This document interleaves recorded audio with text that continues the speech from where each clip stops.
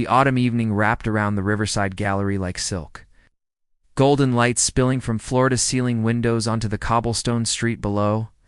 Dahlia Monroe stood just inside the entrance, smoothing the fabric of her simple charcoal dress. Around her, the city's elite mingled beneath contemporary art pieces, their laughter echoing off the minimalist white walls. "You look beautiful," Cecily Hayes whispered, linking her arm through Dahlia's.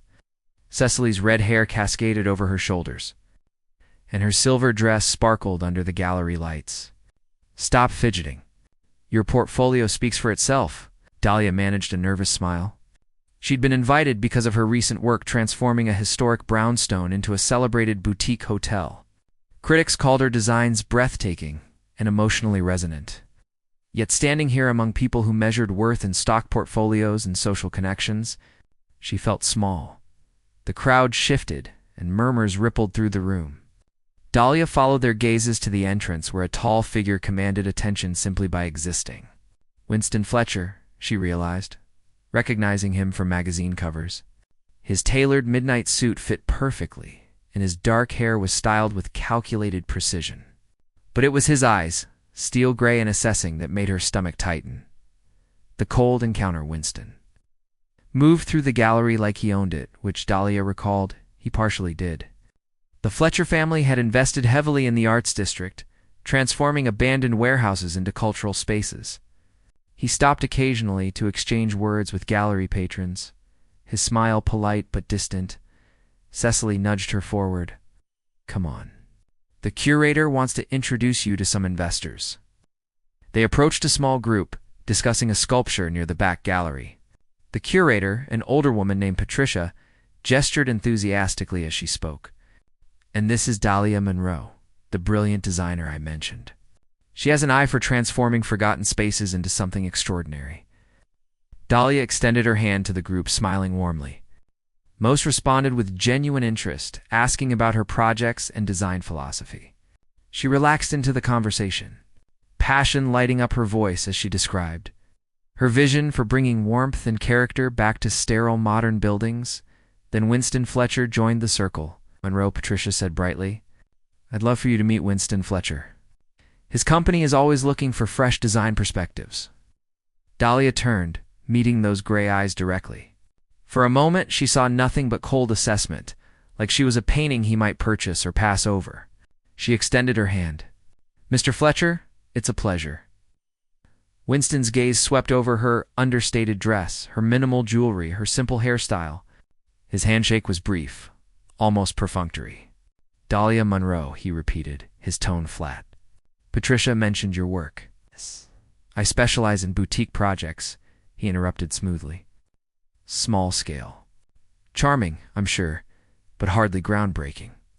He turned slightly away from her, addressing Patricia instead. "I'm looking for designers who can handle major commercial developments, international hotels, properties that make statements." Heat crept up Dahlia's neck, but she kept her expression neutral. "I understand. Different scales require different approaches." Winston glanced back at her, and something in his expression made her chest tighten. It wasn't anger or malice. It was indifference. Dismissal. "You seem like a nice enough person," he said, his voice dropping so only their small group could hear, "but frankly, you're rather unremarkable. Forgettable, even. My projects require designers who leave impressions." The words landed like physical blows. Cecily's hand found Dahlia's arm, squeezing hard, a silent plea not to react. The others in the group shifted uncomfortably, suddenly fascinated by their champagne glasses. Dahlia's throat felt tight, but she forced herself to speak calmly. "Thank you for your honesty, Mr. Fletcher. I appreciate you not wasting either of our time." She turned away, willing herself not to flee, not to let him see how deeply his words had cut. Cecily followed close behind, anger radiating from her like heat, the aftermath in the gallery's marble bathroom. Dahlia gripped the edge of the sink, staring at her reflection. Unremarkable, forgettable. The words echoed in her mind, each repetition like a hammer blow to her confidence. "He's a complete jerk," Cecily hissed, pacing behind her. "Arrogant, rude, completely out of line. Everyone knows he treats people like acquisitions instead of human beings." "Maybe he's right," Dahlia whispered.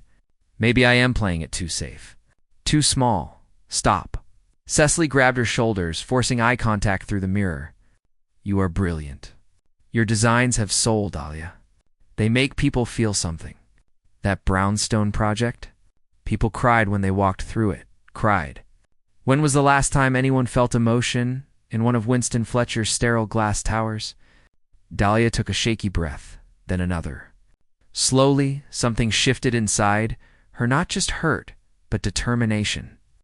She thought about the warehouse project she'd been hesitating on, the one that felt too ambitious, too risky. The building sat abandoned on the east side, 3 floors of forgotten potential that everyone said was impossible to salvage. You're right, she said quietly, straightening her shoulders. He's right about one thing, though. I need to make a statement. The transformation begins the following Monday. Dahlia stood in the cavernous space of the old riverside warehouse. Sunlight streaming through broken windows and illuminating floating dust motes. The building smelled of old timber and possibility. Her assistant, a young architect named Trevor, walked beside her, tablet in hand. The structural engineer says the bones are solid, but the budget will make it work, Dahlia said firmly.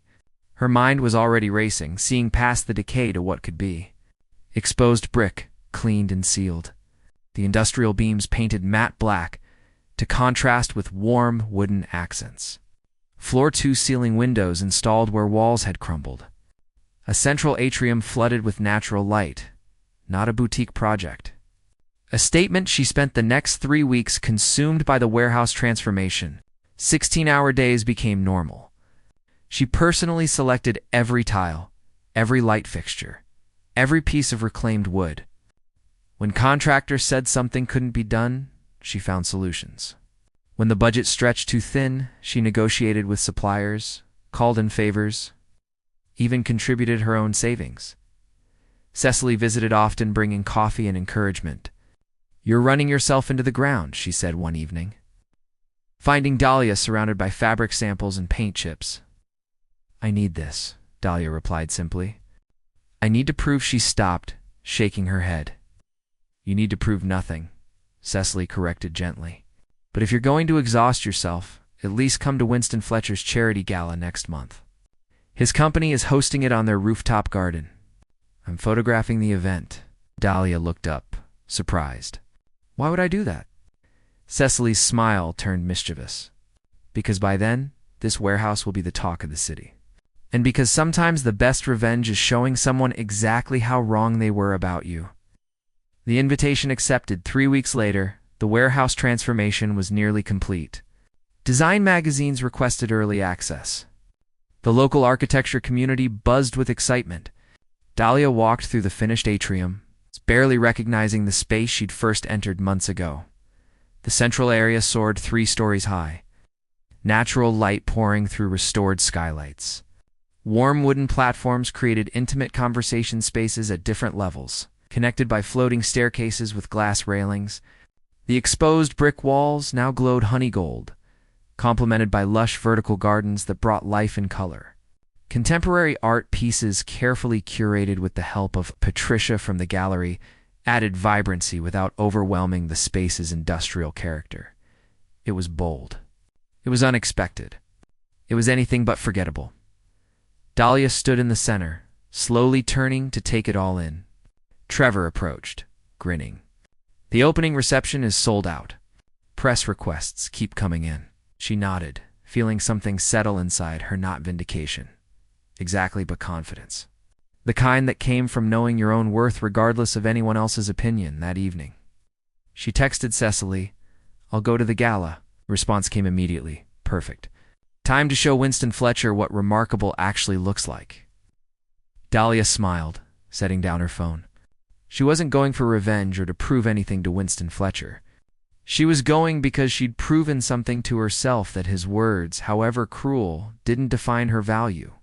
Her work did. Her passion did. Her unwavering commitment to transforming forgotten spaces into something beautiful did. But if he happened to notice, well, that would just be a pleasant bonus. Cecily arrived at Dahlia's apartment 3 hours before the gala, arms loaded with garment bags and a determination that made Dahlia nervous. I can dress myself, Dahlia protested, eyeing the bags suspiciously. Of course you can, Cecily agreed, hanging the bags on the bedroom door. But tonight isn't about dressing yourself. It's about presenting the woman you've become. Inside the first bag was an emerald silk gown that seemed to shimmer with its own light. The neckline was elegant without being revealing, the fabric cut to emphasize grace rather than flash. Simple, but stunning. Cecily, this is too much. It's perfect, Cecily interrupted firmly. Trust me. I know my craft, and you know yours. Tonight we combine them. An hour later, Dahlia barely recognized her reflection. The emerald gown flowed like water when she moved. Her dark hair, usually pulled back practically, now fell in soft waves over her shoulders. Minimal jewelry, just small gold earrings and a delicate bracelet, complemented rather than competed with the dress's elegance. I look confident, Cecily finished. You look like someone who just transformed an impossible building into the city's hottest new venue. You look like someone who knows exactly what she's worth. Arriving at the gala, the Fletcher Towers rooftop garden was legendary, but seeing it in person stole Dahlia's breath. 30 stories above the city, the space blended nature and architecture seamlessly. Mature trees grew in massive planters, their branches strung with tiny lights that twinkled like stars. A reflecting pool ran along one edge, mirroring the sunset-painted sky. Everything spoke of wealth. But tasteful wealth, the kind that whispered rather than shouted. Guests mingled beneath a pergola draped in flowering vines, champagne glasses catching the golden hour light. A string quartet played near the entrance, their music weaving through conversations. Dahlia recognized faces from magazines and news broadcasts, outcasts, entrepreneurs, politicians, artists, all moving through Winston Fletcher's carefully curated world. Breathe, Cecily whispered, squeezing her hand once before heading off to photograph the event. Remember, you belong here as much as anyone. Dahlia accepted a champagne glass from a passing waiter and allowed herself to simply observe. She noticed the thoughtful placement of conversation areas, the way lighting created intimacy despite the open space. Professional curiosity took over, analyzing design choices and spatial flow. The garden is remarkable, isn't it? She turned to find an older gentleman with kind eyes and silver hair studying her with interest.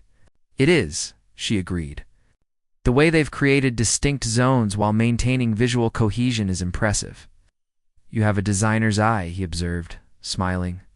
I'm Gregory Hollis, architectural historian. Dahlia Monroe, interior designer. They shook hands warmly. Monroe. The woman behind the Riverside warehouse transformation? I've been following that project with great interest. The preliminary photographs are extraordinary. They fell into easy conversation about adaptive reuse, historical preservation, and the challenge of honoring a building's past while giving it new purpose. Other guests joined their circle, drawn by the animated discussion. Dahlia relaxed completely, passion overriding nervousness as she discussed her favorite subject. She didn't notice Winston Fletcher watching from across the garden. Winston's recognition. Winston had been making his rounds, playing the gracious host as expected, when something made him pause mid-conversation. A flash of emerald near the pergola caught his eye. But it wasn't the dress that held his attention, it was the woman wearing it. She stood among a group of guests, animated and confident, using her hands to illustrate something. Light caught in her dark hair, and when she laughed at something Gregory Hollis said, the sound carried across the garden, genuine, unguarded, infectious. Winston felt something strange twist in his chest. Who was she? He excused himself from his conversation and began moving closer, drawn by curiosity he couldn't quite name. As he approached, he caught fragments of her conversations, something about structural integrity and emotional resonance in design. Her voice held passion and intelligence, the kind that demanded attention without begging for it. The building itself tells you what it needs, she was saying. You just have to listen. Too many designers impose their vision without respecting the space's history and character. Beautifully put, Gregory agreed. Winston, come meet Dahlia Monroe. She's the talent behind that warehouse everyone's talking about. Winston stepped into the circle and finally looked directly at her face. The world seemed to tilt slightly. Recognition slammed into him with physical force. Those eyes, intelligent, expressive, now bright with confidence. He'd seen them before. The gallery. The dismissive words he'd spoken without thought. Unremarkable, forgettable. His. Champagne glass nearly slipped from his suddenly nerveless fingers. The realization, Dahlia, met his gaze evenly. And in that moment, Winston saw what he'd missed 3 months ago. Not plainness, but elegance. Not forgettability, but the kind of presence that didn't demand attention, it earned it. "It's Mr. Fletcher," she said calmly, extending her hand. "Thank you for hosting such a lovely event." Her grip was firm, confident. No hint that she remembered their previous encounter, though Winston knew she must. The realization of his own blindness hit him like cold water. "Miss Monroe," he managed, his usual smooth composure deserting him. "Gregory was just saying, your warehouse project. I've heard remarkable things. How kind of you to say." Her tone was polite, pleasant, completely neutral. Somehow that was worse than if she'd been cold. Gregory continued enthusiastically. "Dahlia was just explaining her design philosophy. Fascinating approach. Respecting the building's soul, while transforming its function." Winston barely heard him. He was cataloging all the details he'd missed before. The intelligence in her eyes. The graceful way she moved. The quiet magnetism that drew people into her orbit. How had he been so blind? "I'd love to hear more," Winston heard himself say. "Your philosophy sounds intriguing." Dahlia tilted her head slightly, studying him. "I imagine your projects operate on a different scale, Mr. Fletcher. International hotels rather than small boutique transformations." His own words, thrown back with perfect courtesy. Winston felt heat creep up his neck, an unfamiliar sensation. He was never embarrassed, never caught off guard. "Roderick's interference, Dahlia? There you are." A hand landed on Dahlia's shoulder as Roderick Vale materialized beside her. Winston's jaw tightened involuntarily.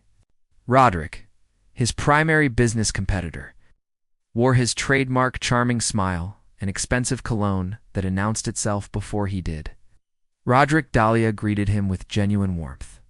"I didn't know you'd be here. Wouldn't miss it," Roderick replied smoothly, his hand lingering on her shoulder in a way that made Winston's teeth clench. "Besides, I wanted to discuss a proposal. My new resort development in Montecito. I think you'd be perfect for the interior design." Dahlia's eyes widened. "Montecito. That's a major project." "Exactly.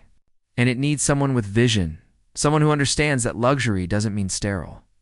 Roderick shot a pointed look at Winston. "Someone remarkable." The word hit Winston like a punch.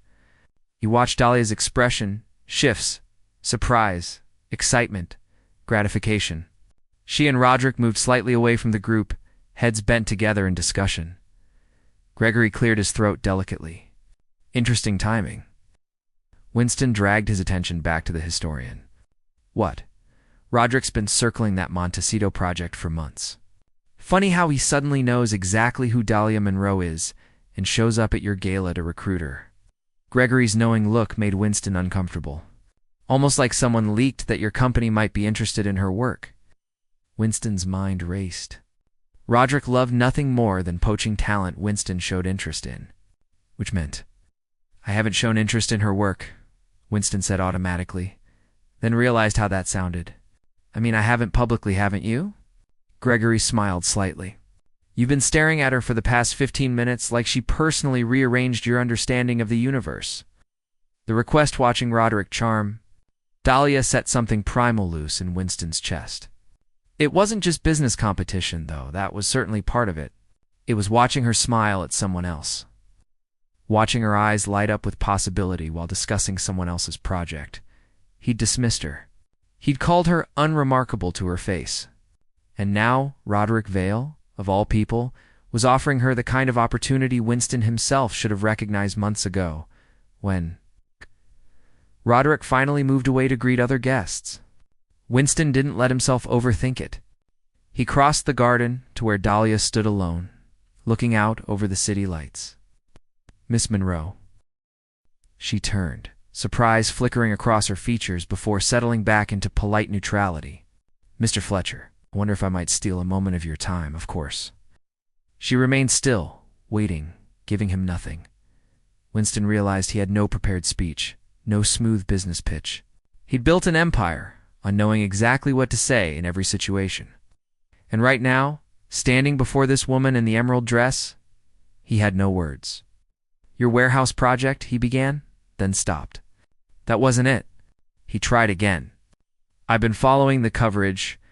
The design community is calling it transformative. It's very kind. I'd like to discuss a project. My flagship hotel, the Fletcher Grand downtown. The lobby needs complete redesign, and I think he paused, forcing himself to be honest. I think you would be perfect for it. Dahlia studied him for a long moment. The city lights reflected in her eyes, making them impossible to read. That's quite a shift from boutique projects. Yes. Winston met her gaze directly. I was wrong about that. About he hesitated, then committed. About several things, I see. She took a sip of champagne, still watching him. The Montecito Resort sounds fascinating. Major commercial development, international scope. The kind of statement project I've been working toward. Roderick will take all the credit for your work and water down your vision until it fits his generic luxury brand formula. Winston said bluntly, you'll be one of 20 designers working in committee. Nothing you create will truly be yours. Working with Fletcher Properties would be different. Yes, Winston surprised himself with the vehemence in his voice. You would have creative control. Full authority on design decisions. Your vision executed completely. Dahlia's expression remained neutral, but something flickered in her eyes' interest. Maybe. Or amusement. That's quite an offer, Mr. Fletcher, particularly for someone you found forgettable just a few months ago. There it was, the elephant between them, dressed with perfect calm and devastating accuracy. Winston felt his carefully constructed professional armor crack. I owe you an apology. You owe me nothing, Dahlia corrected gently. You shared your honest opinion. I can respect honesty. It wasn't honest, Winston heard himself say. It was arrogant and short-sighted and completely wrong. I judged you in 30 seconds based on superficial nonsense that had nothing to do with your actual talent or worth. I'm sorry. Surprise broke through her neutral expression, finally, genuine, unguarded surprise. I don't expect you to accept my apology, Winston continued. And I certainly don't expect you to trust me with your next project. But I wanted you to know that I see my mistake now. Clearly. Dahlia was quiet for a moment, her gaze searching his face. Do you have a card, Mr. Fletcher? He pulled one from his jacket pocket, handing it to her with a hand that wasn't entirely steady. She glanced at it briefly before slipping it into her small evening bag. I'll think about your offer. The Fletcher Grand deserves thoughtful consideration. Thank you. She offered him a small, enigmatic smile. Enjoy your evening, Mr. Fletcher. She moved away, emerald dress flowing, leaving Winston standing alone by the reflecting pool with the unsettling realization that something fundamental had shifted. He'd spent years building walls of confidence and control, certain of his judgment, sure of his superiority. One woman in an emerald dress had just made every wall crumble. 2 weeks after the gala, Winston Fletcher sat in his office, trying to focus on quarterly reports while his mind wandered to Dahlia Monroe for approximately the 100th time that morning. He'd heard nothing since their conversation at the gala. No call, no email, nothing. His assistant, Patricia Knott, the gallery curator, but his eternally efficient right hand knocked before entering. Miss Monroe's here for the Fletcher Grand consultation. Winston's heart performed an embarrassing leap. She accepted. Patricia gave him a look that suggested she knew far more than he'd told her. She called yesterday. You were in meetings. I scheduled her as requested, right? Yes, of course. Winston straightened his tie, then immediately felt ridiculous for doing so. Send her in. Dahlia entered carrying a leather portfolio, dressed professionally in tailored navy pants and a cream silk blouse. Her hair was pulled back in a practical ponytail, minimal makeup, all business. She extended her hand across his desk. Mr. Fletcher, thank you for meeting with me. Winston, please. Their handshake was firm, professional, and I should be thanking you. I wasn't certain you'd accept the project. The Fletcher Grand is an iconic building, Dahlia said, settling into the chair opposite his desk. Any designer would be fortunate to work on it. She opened her portfolio, revealing sketches and notes. I've researched the building's history. Built in 1924, originally the Riverside Hotel, Art Deco influences throughout, though several unfortunate renovations in the 70s obscured much of the original character. Winston found himself leaning forward, fascinated not just by her words, but by the way her eyes lit up when discussing architecture. You've done your homework, I always do. She pulled out a preliminary sketch. The current lobby is cold, dated, forgettable. She paused almost imperceptibly on that word, flicker of something crossing her face before professional focus returned. It doesn't honor the building's heritage or serve your guests' needs. What would you envision? Dahlia's fingers traced her sketch as she spoke. Strip away the dropped ceiling to expose the original coffered height. Remove the marble that was added in the 80s too cold to generic and restore the terrazzo flooring. The Art Deco brass fixtures that were covered or removed should be recreated based on historical photographs. But we add warm Thritch wood accents, strategic seating areas that encourage lingering, lighting that shifts throughout the day to create different moods. Winston watched her hands move across the paper, watched passion overtake professionalism. This was the woman he'd failed to see at the gallery, brilliant, visionary, completely captivating. Sounds perfect, he said quietly. Dahlia looked up, meeting his gaze directly. For a moment, something passed between them, understanding, maybe, or possibility. Then reality crashed back. Mr. Fletcher Winston, before we proceed, I need to address something. His stomach tightened. Of course. The confrontation. Dahlia set down her pen carefully, her expression shifting from professional to something more personal and vulnerable. Do you remember meeting me before the gala?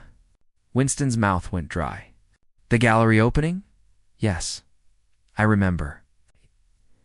And do you remember what you said to me? He forced himself to maintain eye contact, even as shame heated his face. Every word. Unremarkable. Forgettable. I said you weren't suitable for my projects. You did. Dahlia's voice remained calm, but Winston heard the pain underneath. Those words hurt Winston. Not because I need your validation to know my worth, but because they were cruel and dismissive and completely unnecessary. I know. I'm sorry. Let me finish, please. She took a breath. I spent weeks questioning myself after that night, wondering if you were right, if I was playing too small, if I'd somehow failed to present myself properly. It nearly broke something important in me. Winston felt physically ill. Dahlia, but then I channeled that hurt into the warehouse project. I poured everything I had into proving not to you but to myself that I am remarkable, that my work matters, that I deserve to be in spaces like this. She gestured around his pristine office. And Winston suddenly hated every expensive surface, every symbol of the privilege that had made him so carelessly cruel. You were right about one thing, Dahlia continued. I was playing it safe. But you were wrong about everything else. I'm not unremarkable, Winston. I'm selective. I'm thoughtful. I create spaces that make people feel something, and that's harder than creating spaces that simply impress them. You're absolutely right, Winston said hoarsely. Everything you just said is true. I was arrogant and blind and so wrapped up in my own superiority that I couldn't see genius standing right in front of me. The apology. Winston stood, moving around his desk to sit in the chair beside hers rather than across from her equals. Not businessman and potential hire. I could make excuses, he said quietly. I could tell you I was stressed that night, or that I judge everyone harshly, or that I simply didn't take the time to really see you. But none of that matters. What matters is that I hurt you with careless words, and I'm sorry. Deeply, genuinely sorry. Dahlia watched him carefully, and Winston forced himself to continue. After I saw you at the Galerilli, saw you, couldn't stop thinking about what I'd missed. Then I looked up your warehouse project, and Dahlia, it's extraordinary. The way you honored that building's industrial past while transforming it into something warm and inviting. That takes vision most designers don't have. Thank you, she said softly. I started following all your projects. The brownstone hotel that made critics cry. The community center in the East District that won the Sustainability Award. The cafe renovation that's booked solid 3 months in advance. Your portfolio isn't boutique, it's brilliant. Every single project has your fingerprint, this quality that makes spaces feel alive. He ran a hand through his hair, feeling more vulnerable than he had in years. You asked me if working with Fletcher Properties would be different than working with Roderick. The truth? I want it to be different. I want to give you complete creative freedom because I trust your vision more than I trust my own ego. Dahlia was quiet for a long moment. That's quite a confession. It's the truth. Why now? She asked. Why this sudden change of heart? Winston considered lying, softening it, protecting himself. Then he met her eyes and chose honesty instead. Because seeing you at the gala was like getting slapped awake. You stood there with this quiet confidence, discussing architecture and design with such passion and intelligence, and I suddenly saw everything I'd missed. Then Roderick swept in, and I felt something I've never felt before, genuine fear that I'd lost something precious before I ever had the chance to appreciate it. You barely knew me, Dahlia pointed out. I barely knew you, Winston agreed. But I wanted to. Want to. Not just professionally, though I genuinely believe you're perfect for this project. But personally. I want to understand how you see buildings, how you find their stories, how you create magic out of concrete and wood and glass. The decision. Dahlia stood, walking to his office windows that overlooked the city. Winston watched her silhouette against the afternoon light, giving her space to think. I've never had someone apologize to me like that, she finally said, not turning around. Most people who hurt me simply move on, or they apologize superficially to make themselves feel better. But you actually understand what you did wrong and why it mattered. It mattered because you matter, Winston said simply. She turned back to him, and her expression had softened. Not forgiveness exactly, but something in that direction. The Fletcher Grand is important to me.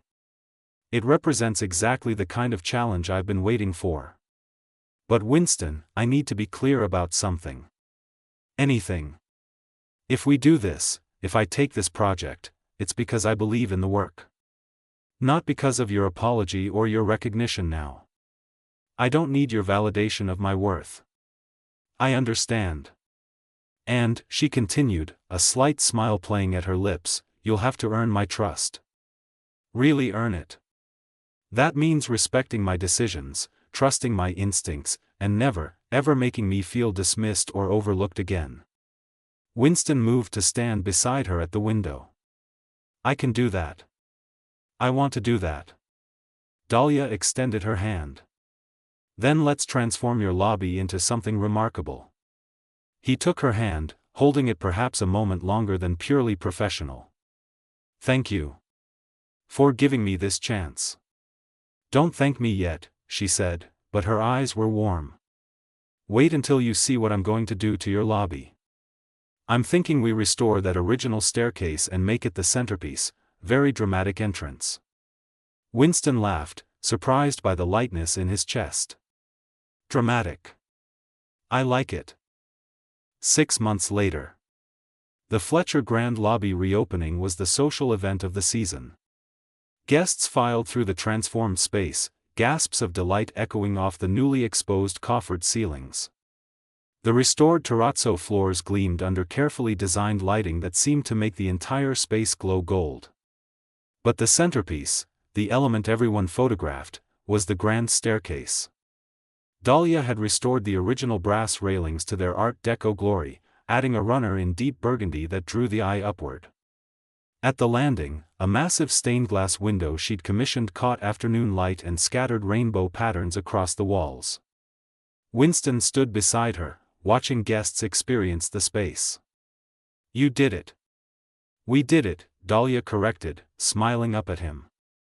Over the past 6 months, their professional relationship had slowly, carefully, evolved into something more. Long design meetings that stretched into dinner conversations. Site visits where they discovered shared passions for old movies and terrible puns. A moment 3 months in when Winston brought her favorite coffee without being asked, and she'd realized he'd been paying attention. "Can I confess something?" Winston asked quietly, his hand finding hers in the crowd. "Always. That night at the gallery, when I said those terrible things? Part of me was scared."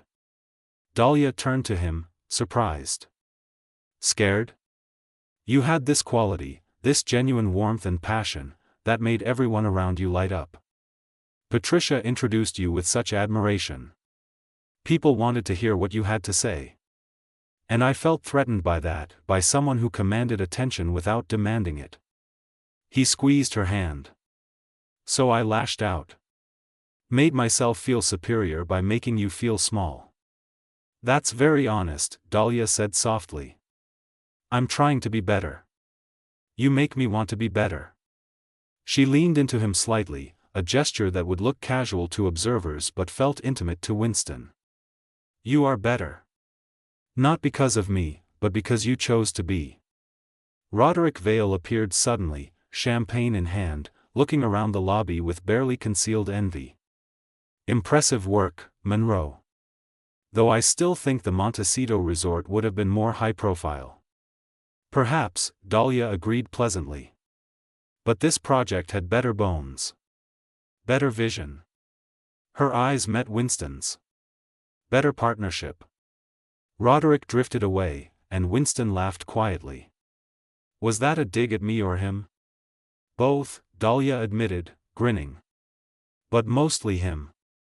The ending. As the evening wound down and guests began departing, Winston and Dahlia stood alone in the transformed lobby.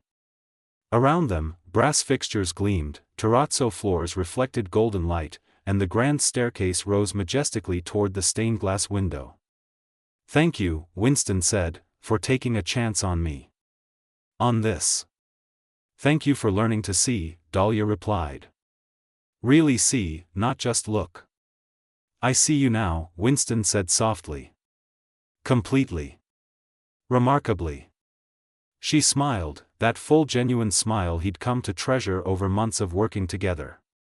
"Careful, Fletcher. Keep talking like that and I might start thinking you actually appreciate me." "I more than appreciate you," Winston said, no longer caring about professional boundaries or propriety. "I'm falling in love with you. With your vision, your passion, your generous heart that gave me a second chance I didn't deserve." Dahlia's breath caught. "Winston. You don't have to say anything," he said quickly. "I just needed you to know. Whatever happens between us, professionally or personally, I need you to know that you changed my life. You taught me that true value isn't about impressing people, it's about moving them. You move me, Dahlia Monroe. Every single day." She stepped closer, her hand coming up to rest on his chest. "You're wrong about one thing." "What's that?" "I do have something to say." She smiled up at him, eyes bright. "I'm falling in love with you too. With your willingness to grow, your genuine remorse, the way you fight for what you believe in. You're not the man who dismissed me at that gallery. You're someone infinitely better." Winston cupped her face gently. "May I kiss you?" "I thought you'd never ask." Their kiss was soft, sweet, full of promise and possibility. Around them, the transformed lobby stood as testament to second chances and the magic that happens when someone truly sees another person's worth. When they finally pulled apart, Dahlia laughed softly. "So what happens now?" Winston smiled, keeping her close. "Now?